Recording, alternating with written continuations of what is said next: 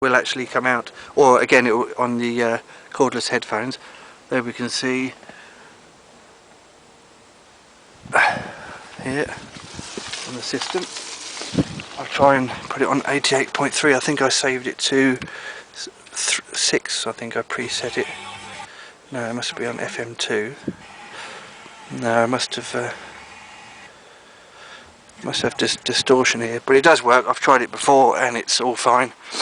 But there you go. That's pretty good. Let's eject that. Keep the kids quiet, I would imagine. And off. There we go. Save the battery. I think it's probably best to use only if you're actually in transit there. Sorry, not in transit, whilst you're actually in motion, to save the battery. Okay, here we have the spare key, all programmed, ready to go.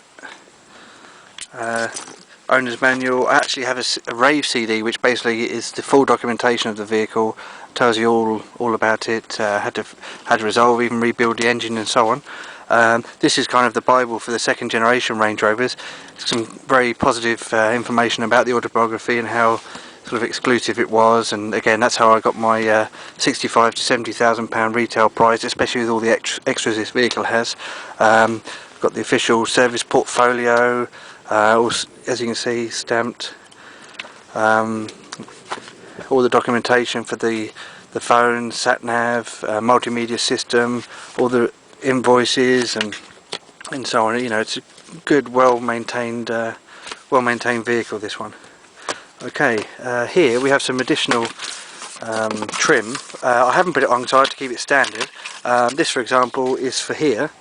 I believe that's right around, yeah. Walnut, but it's not actually walnut.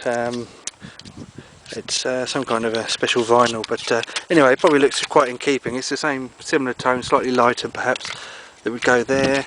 I've got some other ones which could be used for, this was purchased online, wrong side, that side, yeah, that's it. It would go here, for example, just to give it a bit of a unique spoke look, but again I've not put it on just to keep it custom and standard. In here I've got a spare compressor, because if anything goes on the EAS, especially because everything's been done to the system, including I've had a new a kit which basically like a valve kit for the compressor, but should it ever go wrong I've got actually a Land Rover specific, it's not an OEM, it's actually an original Land Rover compressor. Right, I've actually put the ignition on too. I've plugged in this cable into the ODB2 port. I'm just going to show you the EAS system, because unfortunately you can only show it when you're external to the vehicle and the doors are closed and so on, so you won't be able to see it otherwise. I've hooked it up to my laptop. I've got some freeware called EAS Unlock. I've gone onto the Calibrate tab, and I'm going to initialise just to talk to the EAS computer. It will make a beep noise to tell it it's communicating. There you go. And you've got lots of figures here. FF and 1 is what you want to see down the transmit, and the receive is FFs, all FFs, saying that there's no faults. Now the vehicle is in standard height, as you can see. I can put my fist between there, all round. It's all the active ride height goes to the lowest corner, so it's all in keeping. Now I'm going to try and press the button and step back. It's in standard profile now, so I'll quickly go around and you can see it's standard profile. As you can see, it's all uniform in the arch between the middle of the wheel to the arch. Okay, we press the initialize button to talk to the EAS system, and you should hear a noise to say it's communicating, and then in the transmit FF1s and FF saying that there's no faults. If I go to the calibrate side, actually if I stop that, do it on here,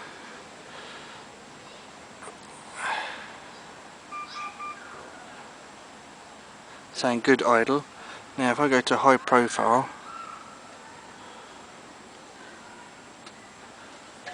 as you can see the vehicle is raising. There you go, that's a high profile if you're wading. It is uniform all round. as you can see, and I'll lower it now. It was on normal height, and I'll now put it to low profile. And if you go, if I stand back, if it does front first then back, again between the middle of the wheel to the upper arch. It goes to low profile when you go over 50 miles an hour for more than 30 seconds, just to give you a better centre of gravity. And now I'm going to drop it to low, which access profile or crawl profile, which if you're going in multi-storey car parks, or if you're needing that particular height, or if you're loading the vehicle, or if someone elderly is getting in the vehicle. Okay, so I'm going to press the button and stand back.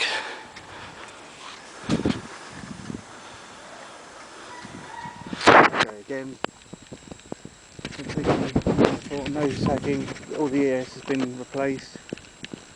See, and now there should be retain enough air in order to put it back to normal height. Again, it's best to leave the door open to charge the compressor if you ever get an issue where it's not charging, but anyway, that's another story. So if we go to standard profile, hopefully it should.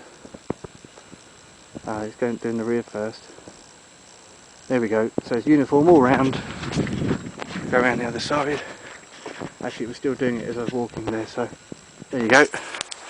AES in full working order. Okay, just to show the alarm system, it's got a parametric, i.e. surrounding alarm, which works on the doors opening, engine or tailgate, and it also has a volumetric, i.e. if someone was to punch or use a diamond cutter and put the hand through the window, then what happens is that there's a volumetric sensor which puts the alarm off. Now it's got a two-stage alarm. One just does regular locking and one does the interior locking as well, the volumetric. So if I just show you, there's another function. If you press your button and keep your hand on it, as you can see the door open, the window open, beg your pardon. As you can see, it locks the sunroof and windows as well. Now I'm just going to open it again. If I double click it, as you can see, it's flashing 3 times, I believe it was. And what you have is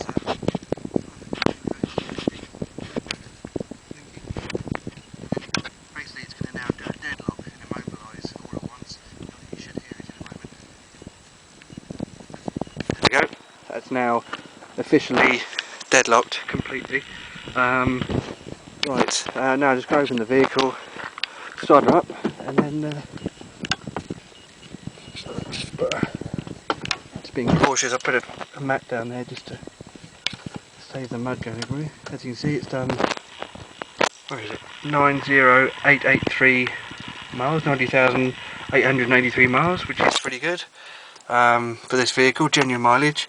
No issues with the engine, warning is coming up. It's got the anti, what's the word, the glare rear screen. As I said, I've shown you some of this inside before. Everything that I maybe don't mention that you think is perhaps not going to work, it does work 100%. There you go, sat nav. I'm in a remote part of the countryside, so I think even like a TomTom wouldn't find where we are now anyway. As I said, you've got heated seats, climate control, electric mirrors. The side windows have either a one button push down, which goes all the way to the floor, or you can just keep your finger on the. There we go. They all work both from the actual side of the vehicle and using the button, or literally from from the central console here. Electric mirrors all work. You've got to switch either side, up, down, left, right. Again, this side, up, down, left, right. Okay, I think let's pretty much start her up. I think. There we go. The vehicle may raise just to readjust its height, but it's normal, as you can see. Again, there's no point showing you the up and down, left, up, down. That's the access crawl mode, the low mode when you're on a highway or motorway, just to give that centre of gravity, and the high when you're wading and so on. But the thing is, there is actually another setting which you can't select. If it thinks it's being grounded out, it will actually raise the vehicle even higher. So it's very, and the articulation of this vehicle, you may have seen, is pretty impressive when you're doing proper 4x4ing. Just turn that off. Okay, so this is the I'm in the high ratio gearbox, as you can see. Put my foot on the brake. Nice and smooth through all the gears. Just to show you on the, if I select D, for example, I'm in drive. If I go down 3, 2, 1, park. Now, if I press this mode, you can see Sport has shown on the dash. Don't know if you can see that, it's on focus. Oh, it's got S, and then Sport here. That's to give you, it'll change up through the gear ratios much quicker, so it gives you better performance. Now if I could go over to the low ratio gearbox, it will show, it'll beep just to tell you that you can't really move the vehicle, or it's not advisable to move the vehicle till it's in that low ratio. Obviously a different LED colour. It's gone over to L now, neutral, so I'll put it up to R. That's for hill descents.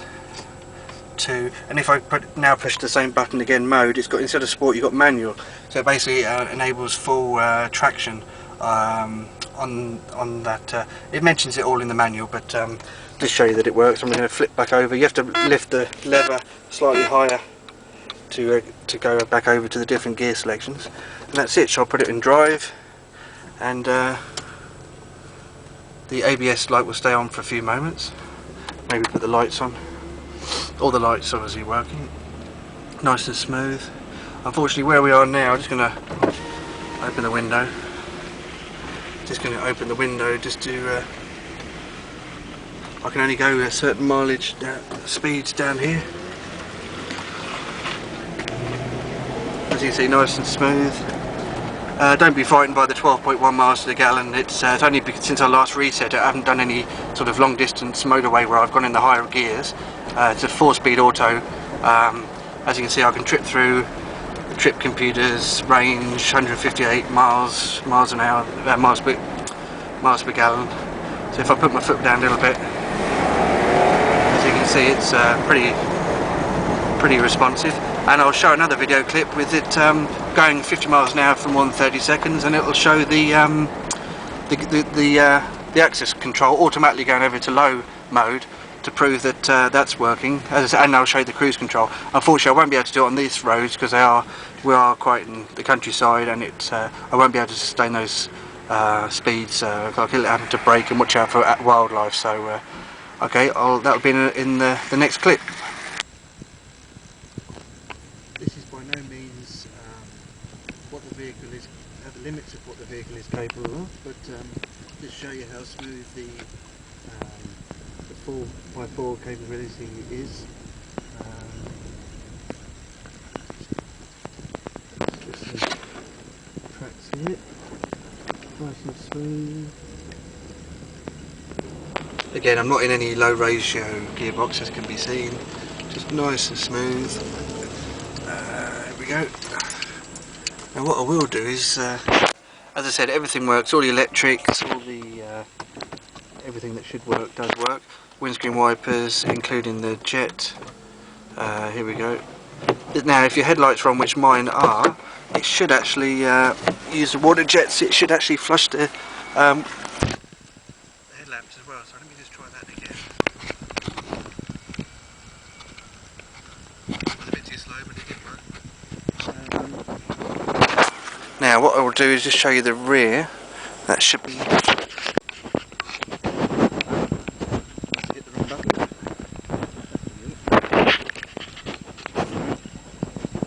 That works fine. Obviously you've got your rear brake light here, which I might be able to show you in the rear view mirror, but as I said, literally everything works. It should work. Oh yeah, you might just be able to make it out.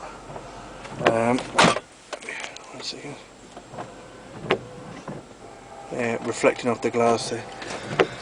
Okay, so let's turn off this.